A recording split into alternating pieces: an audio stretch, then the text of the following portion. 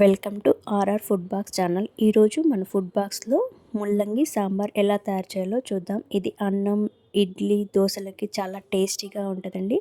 తక్కువ పదార్థాలతో చాలా ఈజీగా చేసుకునే ముల్లంగి సాంబార్ చివరి వరకు చూసి మీరు కూడా ట్రై చేసి టేస్ట్ ఎలా వచ్చిందో కమెంట్ చేసి చెప్పండి. చాలామంది సొరకాయతో సాంబార్, ములక్కాడతో సాంబార్, మిక్స్డ్ వెజిటబుల్తో సాంబార్ చేస్తారు కదా. ఒకసారి ఈ ముల్లంగితో సాంబార్ ట్రై చేసి చూడండి, చాలా బాగుంటుంది. ముల్లంగి తినని పిల్లలకు కూడా ఇలా సాంబార్ చేసి పెడితే ఇష్టంగా తింటారండి.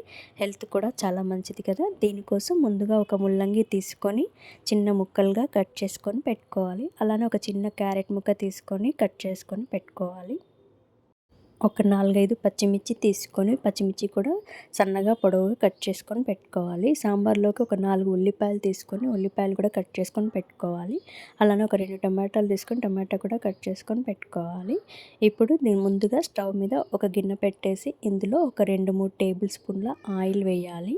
ఆయిల్ కాస్త వేడయ్యాక ఇందులో ఒక స్పూన్ ఆవాలు, ఒక స్పూన్ జీలకర్ర, కొద్దిగా మినపప్పు, కొద్దిగా శనగపప్పు వేసుకొని ఇవి కొంచెం దూరగా వేపుకోవాలి. ఈ పోపు దినుసులన్నీ వేసాక ఇవి కొంచెం మంచిగా ఎర్రగా అయ్యేంత వరకు కలుపుతూ వేపుకోవాలండి. ఇవి వేగాక దీంట్లో మనం ముందుగా కట్ చేసి పెట్టుకున్న పచ్చిమిర్చి కూడా వేసుకోవాలి. ఇలాంటి వంటల కోసం నా ఛానల్ని సబ్స్క్రైబ్ చేసుకోండి, పక్కనున్న బెల్ని నొక్కండి, మీ ఫ్రెండ్స్ అండ్ ఫ్యామిలీకి షేర్ చేయండి, మరిన్ని వంటల కోసం లైక్ చేయండి. ఇప్పుడు పచ్చిమిర్చి కూడా వేసుకున్నాక చక్కగా ఫ్రై అయ్యాక ఇందులో మనం ముందుగా కట్ చేసి పెట్టుకున్న ఉల్లిపాయలు కూడా వేసుకోవాలండి. ఉల్లిపాయలు, పచ్చిమిర్చి కొద్దిగా సాఫ్ట్ అయితే సరిపోతుందండి. సాంబార్లో ఉడుకుతాయి కదా ఉల్లిపాయ, అందుకోసం కొద్దిగా సాఫ్ట్ అయితే సరిపోతుందండి. ఇప్పుడు ఉల్లిపాయ కూడా సాఫ్ట్ అయింది కదా, ఇందులో మనం ముందుగా కట్ చేసి పెట్టుకున్న ముల్లంగి వేసుకోవాలండి. ముల్లంగి వేసుకున్న తర్వాత మనం ముందుగా కట్ చేసి పెట్టుకున్న క్యారెట్ ఉంది కదా, క్యారెట్ కూడా వేసుకోవాలండి. ఇవి ఒకసారి కలిపి ఇందులో కొద్దిగా సాల్ట్ వేసి మరొకసారి కలుపుకోవాలండి. ఒకసారి అన్నీ చక్కగా కలుపుకోవాలండి.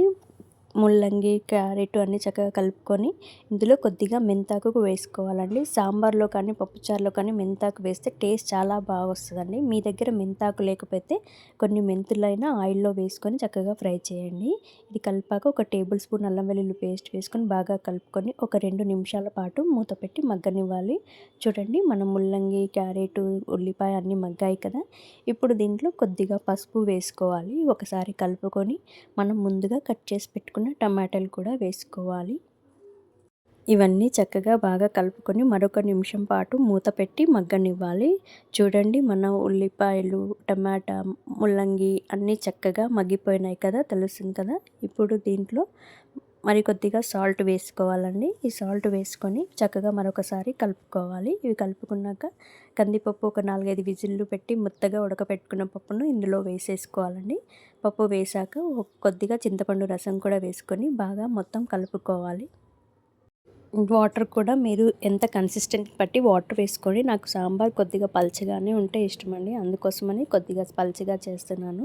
మీరు తిక్కుగా కావాలంటే కొంచెం వాటర్ తక్కువ వేసుకోండి. ఇప్పుడు దీంట్లో కొద్దిగా సాంబార్ పొడి వేసుకొని కొద్దిగా ఉప్పు, కారం పొడి వేసుకొని బాగా కలుపుకోవాలండి. ఇప్పుడు ఇందులో సాల్ట్ అన్నీ ఒకసారి చెక్ చేసుకోండి. ఈ సాంబార్ ఎంతగా మరిగితే అంత టేస్టీగా ఉంటుందండి. దీంట్లో కరివేపాకుని కడిగి రెమ్మలతో పాటు వేసుకోండి. ఇలా వేస్తే సాంబార్లో కానీ పప్పుచారులో కానీ టేస్ట్ చాలా బాగుంటుందండి. దీని సాంబార్లో కొద్దిగా బెల్లం ముక్క కూడా వేసుకోవాలండి. ఎప్పుడు కూడా పులుపు కర్రీలలో బెల్లం వేస్తే ఆ కర్రీకి టేస్టే వేరండి, చాలా టేస్టీగా ఉంటుంది. అందుకోసమని బెల్లం కూడా తప్పకుండా వేసుకొని ఒక 2 నిమిషాల పాటు మూత పెట్టి బాగా మరగనివ్వాలి. చూడండి, మన సాంబార్ మరుగుతుంది కదా. ఈ సాంబార్ సైడ్కి నొరగ వస్తుంది కదా, ఇలా నొరగ వచ్చేంత వరకు సాంబార్ని చక్కగా మరగనివ్వాలండి. చాలామంది ఫంక్షన్లో సాంబార్ చాలా టేస్టీగా ఉంది అంటారు కదండి, వాళ్ళు ఇంతగా మరగబెడతారు కాబట్టి ఆ సాంబార్కి ఒక టేస్ట్ వస్తుందండి. చూడండి, మన సైడ్కి నొరగ వస్తుంది కదా, ఇలా కలుపుతూ మరగనివ్వాలండి. సాంబార్ ఎంత మరిగితే అంత టేస్టీగా ఉంటుందండి. ఇలా సైడ్కి నొరగలు వచ్చేంత వరకు మరగబెట్టేస్తే సాంబార్కి ఒక మంచి టేస్ట్ వస్తుందండి. మన ముక్కలన్నీ చక్కగా సాంబార్లో ఉడికి ఆ రసం అంతా సాంబార్లోకి దిగి చాలా చాలా టేస్టీగా వస్తుందండి. అందుకే మన ఫంక్షన్లో చాలా టేస్టీగా ఉంటుందండి. ఇంట్లో కూడా మనం ఇలా చేసుకోవచ్చండి, కాబట్టి మనం మరగబెట్టే విధానంలో ఉంటుందండి. చూడండి, మన సాంబార్ చక్కగా మరుగుతుంది, సైడ్లకు ఆయిల్ వదిలింది కదా. ఇలా మరిగితే ఏంటంటే సాంబార్కి టేస్ట్ వస్తుందండి. Thank you for watching my channel.